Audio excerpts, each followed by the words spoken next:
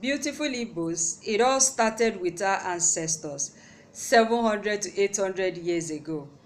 It started in darkness. It was born out of ignorance.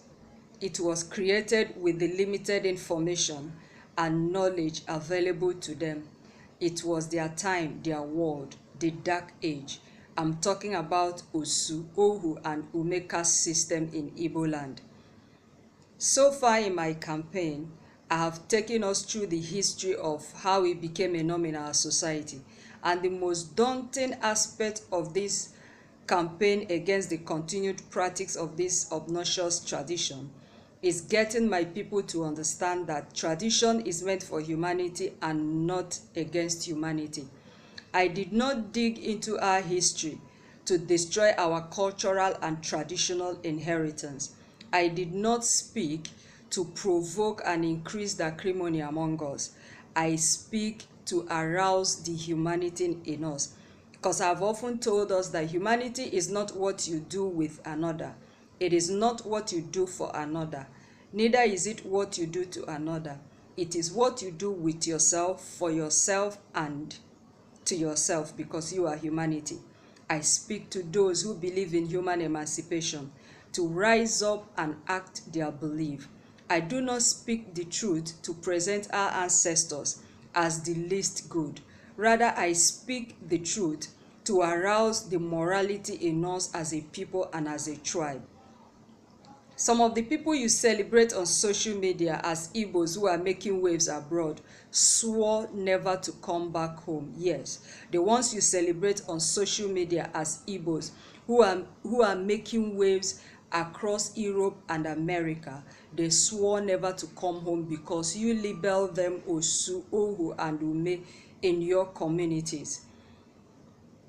Some of them commit suicide because of your rejection.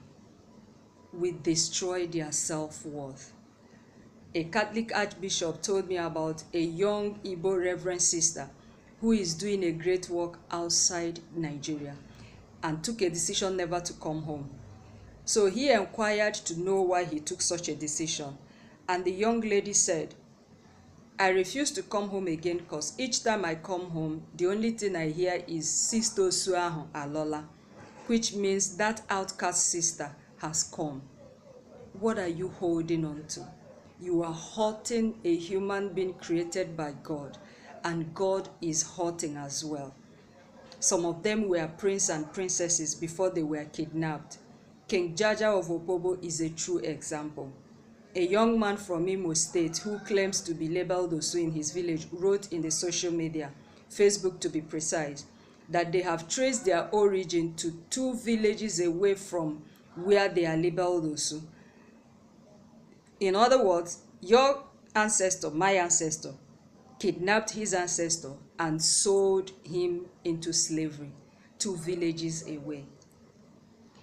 Hence, I say that the foundation of Osu, Ohu, and Ume caste system is evil. I know it is in our subconsciousness, but we can begin by consciously speaking to our minds, our inner being. It is time for a renewal of mind. We can start by changing our attitude.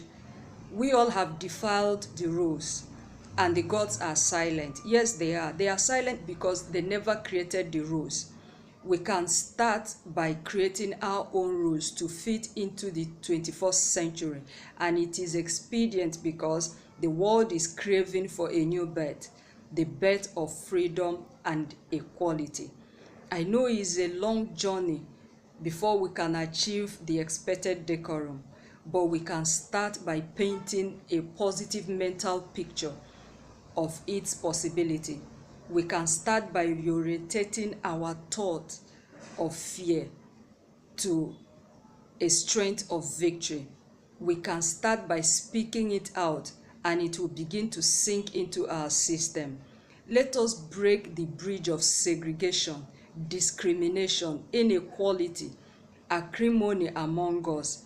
If we say it is wrong to be treated as such in Nigeria, because we are judged by our words, let us break the chains of mental and modern slavery in Igbo land. let us abolish Osu, Oho, and Ume caste system in Igbo land.